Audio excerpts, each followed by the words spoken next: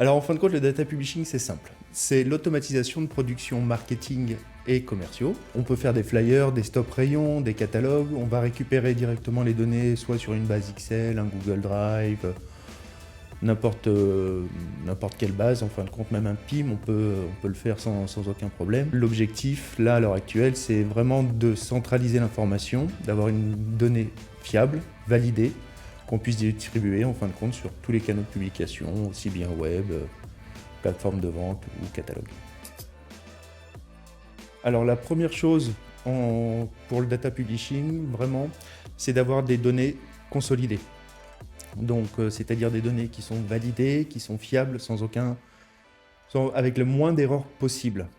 Ensuite, on va passer sur l'automatisation. L'automatisation, comme il n'y a pas de facteur humain, on va directement entre guillemets, coincer les erreurs qu'on peut avoir entre la chaise et le clavier, c'est-à-dire des erreurs qui sont faites par l'opérateur, malheureusement, ça peut arriver, et qui vont prendre ensuite beaucoup de temps de relecture.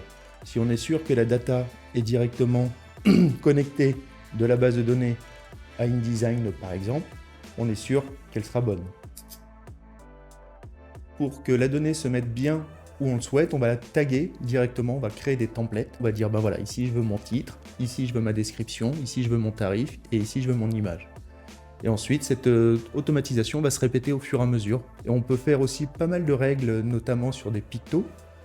Bien souvent, on a des produits qui vont avoir 2-3 pictos, d'autres qui vont en avoir qu'un, et automatiquement, au fur et à mesure qu'on met ces règles, et ben, les pictos viennent s'ajouter ou se supprimer automatiquement. C'est le taux d'automatisation qu'on va aller chercher. C'est-à-dire que si on veut une maquette créative comme des catalogues de jouets, où il y en a un petit peu partout, il faut faire rêver l'enfant, il y a beaucoup de photos, là on va avoir une partie, on est à peu près à 50%, c'est-à-dire que toutes les données montent dans chaque page, et ensuite le graphiste il a juste à faire la mise en page. Ensuite ça peut être du tableau, par exemple, notamment si vous avez un constructeur de voitures qui vous propose un catalogue de pièces d'embrayage sur l'intégralité des camions, bah vous allez avoir 1500 pages de tableaux qui sont faites en automatique, sans aucune retouche manuelle. Alors en fin de compte, les étapes chez Activo, ça va être déjà l'analyse de votre base de données, l'analyse de votre catalogue. On va voir en fin de compte comment on va pouvoir automatiser, quel taux d'automatisation on va pouvoir avoir. Et ainsi, au fur et à mesure, en fin de compte, il y a une formation, il y a un accompagnement, pratiquement jusqu'au print du catalogue.